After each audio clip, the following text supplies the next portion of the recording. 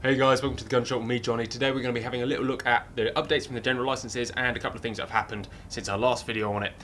Although there has been no major legal update, DEFRA has seized power from Natural England essentially to have a proper review of what happened and what's going on. If you submitted your opinions last week, congratulations and well done to you. If you didn't, well, you might have missed your chance, so please don't complain on the outcome. All of the major bodies obviously put their hats into the ring. BASC, you can see what their letter that they sent, their call for evidence essentially here. They essentially have asked to reinstate GLO4, GLO5 and GLO6 because they were working in controlling numbers.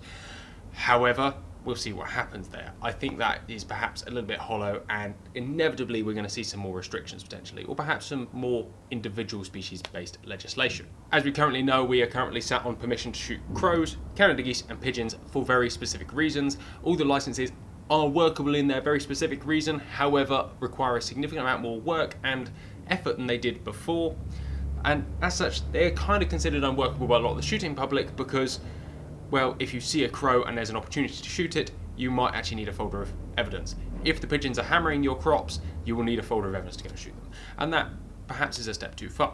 Obviously all of the shooting organisations have put forward a fairly similar request. Give us back what we had, we were doing a good job. However, the real reason for this video, for those who haven't seen it, is 2 days ago, Chris Packham released an article on the website chrispackham.co.uk called The Truth About Wild Justice and the General Licenses, with the subtitle is How Can We Stop the Casual Killing of Jays, Jackdaws, Rooks and Magpies? Wild Justice announced today there is no scientific justification for general licenses to be issued to kill jackdaws, rooks, jays or magpies for the purpose of conserving wild birds. The science doesn't show that these species have an important impact on the native bird populations. All 4 species were listed under General License GLO6, and which was revoked on Natural England 25th, blah blah blah. It then goes on to tell us what happened, and actually what happened is quite an interesting story, and I implore you to read this and see from their side what they asked Natural England to do was not unreasonable. What they asked for was a review of the general licenses when they came up to the date at the end of the year, and perhaps to rethink them. Natural England took this legal challenge and, well, stopped the general licenses GLO4, GLO5, GLO6. What I'm going to skip to now is what they think, and there's quite a lot of writing here, is their thoughts and issues towards a lawful and workable licensing system ongoing. Essentially, this whole thing is on the protection of wild birds for those 4 species, and that was their main issue actually, over anything else. They had a big issue with the wanton killing and the opportunistic killing of what we would consider pest species, because we considered them pest species with no repercussions and no reasoning behind it, which I can kind of understand. And what they've done in this letter is outline why they would not like the 4 species, jackdaw, rook, magpie and jay, to be included in any replacement of GLO6 protection of wild birds. So it starts with jackdaw. We know of no evidence that would justify issuing a general license of the lethal killing of jackdaws for the purpose of conserving wild birds. Jackdaws are not causing declines in population levels of other bird species. We know of no land-owning conservation organisations which kill jackdaws regularly or in any numbers under the revoked general licenses. Which is true because, I mean, jackdaws are more of a crop issue, aren't they, than a wild bird issue. So perhaps having them off a GLO6 but keeping on the crop protection register would be intelligent. Next, rook. We know of no evidence that would justify issuing a general licence for the lethal killing of rooks for the purpose of conserving wild birds. Rooks are not causing declines in any of the population levels of other bird species. We recognise there might be unknown to us a circumstance under which rooks cause problems for species of conservation concern, but if there are, these should be dealt with under the existing specific licensing system.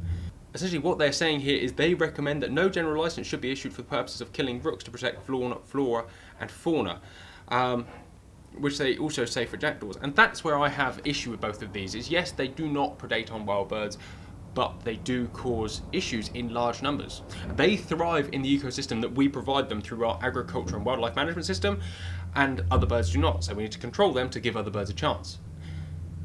Not perhaps just the other birds issue, but to preserve the wildlife system that we have put in place, to preserve our crops, preserve our nature and preserve other things that would benefit other birds, not necessarily that they just predate on them. Right. Number 3 is J, and this is where it starts to get a little silly. We know of no evidence that would justify issuing a general license for the lethal killing of jays for the purpose of conserving wild birds. Jays are not causing declines in the populations of other bird species. We have found little evidence that predation by jays affected the population levels of a large suite of potential prey species, mostly songbirds, but also pigeons and lapwings. And where there was any relationship, it was often positive rather than negative. For those of you who have seen jays and know about jays, is they might not be the biggest predator, but they are predators.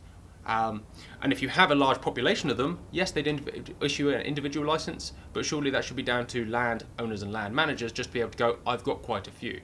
It seems there's a huge lack of trust in the ability of our wildlife managers, which I find a little bit strange, but hey, everybody needs to be told exactly what to do, and I can understand what they like there, but I don't appreciate it.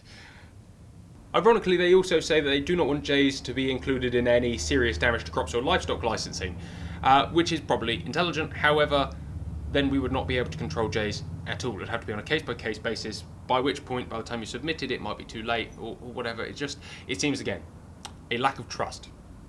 Number 4, Magpie.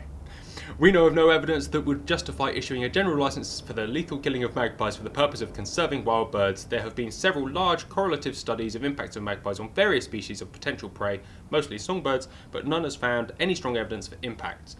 Indeed, there are often as strong evidence for positive impacts as negative ones. Where it has been possible to attempt to disentangle the impacts of magpies and carrion crows on prey species, these very strongly point to the carrion crow having been a much greater impact than the magpie, and fox is the bigger problem than the carrion crow. And we can all agree with that a fox is a very big problem, a carrion crow is a very problem, and a magpie is perhaps less of a problem seeing as they have a more omnivorous diet. However, once again, if a population gets out of control, it would be nice to be able to ensure, and given the many magpies that get trapped and killed every year, for conservation purposes, for any of the reasons under the old general licenses. Wouldn't it be very interesting to see what happens after, if they took them away and what happened to our wildlife? I think they'd be calling for us to start doing it again. I've never found it more evident that if you go out on a piece of land that is not keepered, for example, a nature reserve next to where I live, and you can see some crows and some magpies, and if you look really hard, you might see something else. But for the most part, it's devoid of any of the wildlife that you would see if you just went over to a keepered shoot 6 miles away, 2 miles away. Number 5, they do list carrion crow on here, that there is, in contrast to the 4 species above, evidence that carrion crows can cause problems for some species of conservation concern. Many species of conservation concern for anybody who actually lives in the countryside and sees what carrion crows do in large numbers. And while justice recognises that, as a last resort, lethal control is allowed by the law and is sometimes warranted for the nature conservation purposes. That's great. It's nice to see wild justice actually understanding a small amount of what happens in the countryside. And, you know, from what they've said above, they didn't want all of this to happen the way it's happened. So perhaps we shouldn't hate on them quite so much. And for those of you who have been sending evil messages to Chris Packham and the like, you're muppets and you're morons, please stop. Anyway, back to carrion crow. In contrast to the position of the 4 corvid species above, several conservation organisations do carry out lethal control of carrion crows. They also carry on control of magpies as well, ironically. In contrast to the position of the 4 corvid species above, several conservation organisations do carry out lethal control of carrion crows on their land and receive criticism from many sides for doing so. However, the species on which carrion crows have the population level impact are few in numbers to all of these cases, for the evidence that points to foxes being a larger problem than carrion crows. So what I'd like to ask Wild Justice is, does this mean you are pro killing as many foxes as possible, or would you like us to regulate that as well? Very interesting that you're not asking for us to give you numbers of the foxes that we control, or any other land mammals, and it's very much the birds that you're concerned with. And I understand that. That's great. But carrion crows are a pest species, and as much as you say they're not as much of a problem as foxes, we kill a lot of foxes. We also kill a lot of carrion crows. We also kill some magpies. And we do all of that for a larger picture to create a balanced environment, and that's what we've always done. Yes, perhaps it would be better if we kept records and we sort of self-regulated a little bit, but at the same time, I don't think one should have to go, we have a problem crow, bang. It's what we've always done, or we've had many problem crows, bang, bang, bang, or trap, trap, trap. Obviously, citing evidence can be really bent because you can pretty much pick anything out of a pool of evidence and go, well, that works for me, without taking a wider view of this. And this is the most interesting line, or one of those interesting lines here, and it says, killing carrion crows in Cornwall, for example, is of no value to the conservation of curlew, lapwing, or grey partridge, and such a general licence would be disproportionate. The argument here is that in Cornwall, they don't have many of these species at all. So a general licence would be ridiculous that you could go and kill carrion crows for protecting these species in Cornwall. I get that, but at the same time, do we need county level or micro scale licensing, or is it just easier to go, look guys, use your heads, be good wildlife managers and do your jobs, which is what, like I said, we've been doing. I know I'm reading a lot from this, but you really need to go and read it, because actually it's very interesting to see their point of view, because it's very rare that anybody puts out a logical and balanced argument against us, and there is some balance in here, although obviously slightly bent. We should first recognise that carrion crow numbers and fox numbers for similar reasons are much higher in the UK than in most European countries. Our populations of generalist predators are noticeably out of step with those in other European countries. That is largely in part to our large game shooting lifestyle. Most of our countryside is managed for shooting. We release lots of birds. Where we don't release birds, we promote other wild birds. We have an amazing food source, an amazing environment for all of these creatures, and as such predator numbers are high. We need to control them to keep our lower numbers in check, because that's obviously how populations go. But because we don't live in a wild country where we have no influence, we need to control the top tier to keep our bottom tier in a large abundance, which we obviously like, because we like seeing these smaller birds thrive, whereas we also like seeing the larger birds but in smaller quantities, because that's how you keep nature in balance. Wildlife wise, it's very different to what we have here, and I feel blessed every time I go abroad and come home to hear and see the things that we can see. Pretty much anywhere from north to south in the country we can drive, find a spot and just sit and enjoy nature, and it's good for that, mostly because every area is keepered, or a large portion of our countryside is keepered, so we have a good pest and predator environmental control management. It's not just about pest and predator control, as we know, it's the three-legged stool. Anyway, moving back to this, they go on to list their reasons. There are three main reasons, all of which are to do with man-made changes to the landscape. I think they have this real big thing for rewilding, but the United Kingdom is a very small place, and to ask to rewild any of it would be ridiculous, because if you did rewild it, the first thing you need to do is put a very large fence around it, which would make it unwild, and then ban humans and dogs and cats and everything from it. I think it's unworkable. We just don't have the land space to have true wilderness. Indeed, we would argue that addressing these issues at a strategic level amounts to the satisfactory non-lethal alternative that law requires. So it's almost as if they would rather have nothing than just have us control the predators at the top end. They'd rather have a sparser environment, potentially. Anyway, here's the threefold factors. First, agriculture. Intensive agriculture has made the landscape more attractive to successful generalists such as carrion crows for the expense of specialists like curlew. For example, silage making will increase feeding opportunities for carrion crows and reduce breeding success for curlews. I'm not arguing with that, obviously, but what you're asking for is us not to work the land, or farmers not to work the land they've had.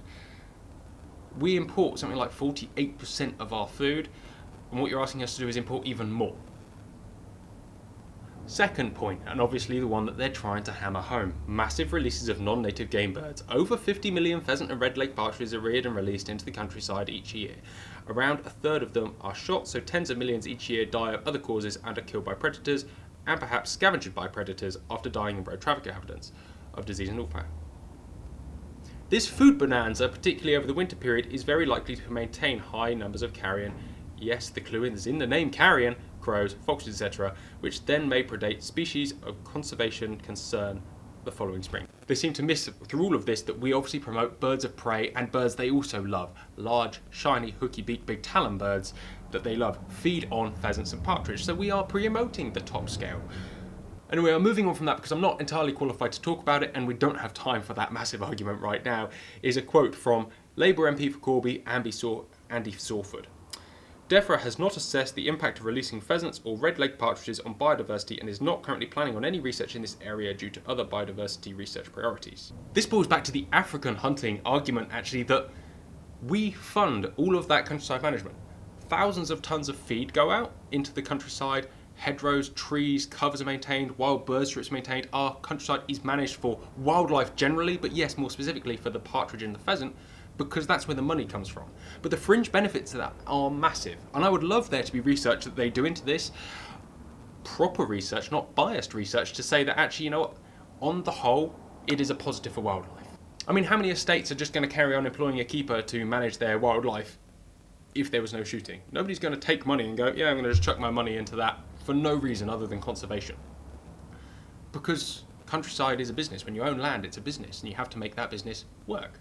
The third point is lack of native predators. If the UK had a more complete fauna of large predators, then species like goshawk would reduce carrion crow numbers and alter their ranging and feeding behaviour and reduce their impact on species such as curlew. They then go on to explain even more so their theories on game shooting and releasing birds and how bad it is for the environment.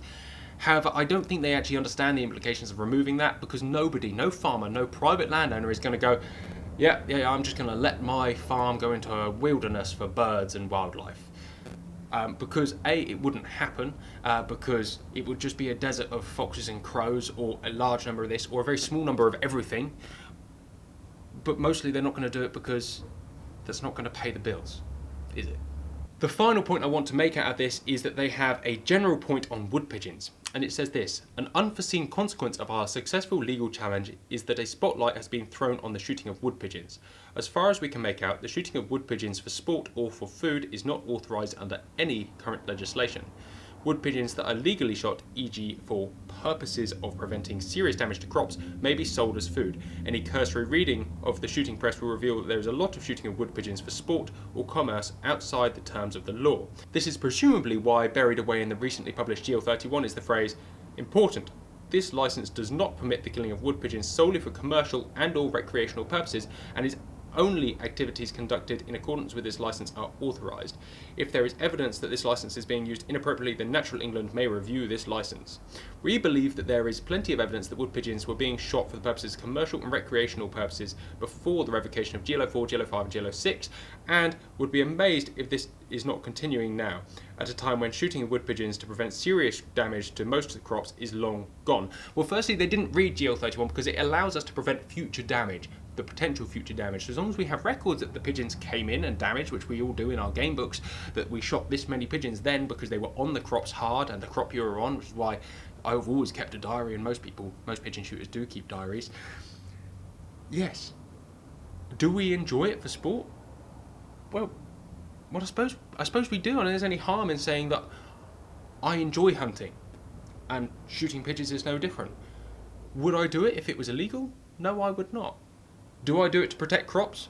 Always. You're shooting over crops that you're protecting. You're shooting over to protect future crops. That's the whole point. However, they seem to think that we're just going out to kill them for no reason. There's been a couple of studies in the past that actually say that winter is the biggest killer of wood pigeons, and that holds a lot of bearing. So what we're doing really is deterring them, but at the same time we're gathering a food source. Yes, it is illegal to just do it for a food source, but it's a byproduct. What they want us to do, throw all the pigeons in the bin? That's just ridiculous. And what they want us to do, clearly not enjoy it. They want government officials to go and do it? Possibly. Who knows what their thoughts are. Let's read on. Now, it may be that society thinks that wood pigeons should be a species that can be shot for recreational or commercial purposes, but that is not the current legal position as we understand it. DEFRA should take urgent and active steps to make this clear to stakeholders, which go far beyond two sentences buried in GL31. DEFRA may wish to consider legislative change on this matter, and if it does, then it should take that opportunity to specify that only non-toxic shot should be used for these purposes, in line with the recommendation of the Lead Ammunition Group report of 2015 and the science laid out in the Oxford Lead Symposium of 2015. Well, that actually is very interesting, because they seem to be very pro, or perhaps open to the idea of just making a pigeon not a game bird perhaps, but a general pest, something that we can go out and take for the pot. They don't seem to be anti the wood pigeon shooting. In fact, they seem to be almost as upset with Natural England as we are, which is kind of nice to hear, right? Alright, before I wrap up, there is a third point on here, and that is non-native game birds. Much lethal control of corvid species under the revoked general licence GL04, GL05, GL06 was by gamekeepers rather than farmers. Most of that, guys, is because the gamekeeper isn't just there to keep the game, he is also there as a wildlife manager on the estate, as we all know. And much of that lethal killing will have been to protect non-native game birds, pheasants and red-legged partridges, which are released into the countryside in their tens of millions each year. And that's not pretty much it. There's a huge amount more. There's a whole section on mammals and how they would like DEFRA to perhaps contemplate that the law protecting mammals in this country is slightly hodgepodge. I'm not sure what they're looking to protect here. Hopefully not foxes, because they seem to be very pro-fox shooting. Go and have a read. Educate yourselves. The more educated we are, the better. It's going to be very interesting what happens the rest of this week. But for now, go and find out what these guys want. Thank you very much for watching, guys. I know this has kind of been just a bit of a general update on some of the people's views and opinions that have been voiced over the last few weeks. Please go and read both sides of the argument. The more balanced your arguments can become on this, the better, and the more educated we can become when talking about this subject, the better. Wild justice are not the devil. Yes, they kind of put us in this sticky situation. However, it's clear that some of their arguments actually have a little bit of stake. However, a lot of them really don't. Guys, thank you very much for watching, and we'll keep you updated with any updates here to come. Take care, goodbye, we'll see you next time.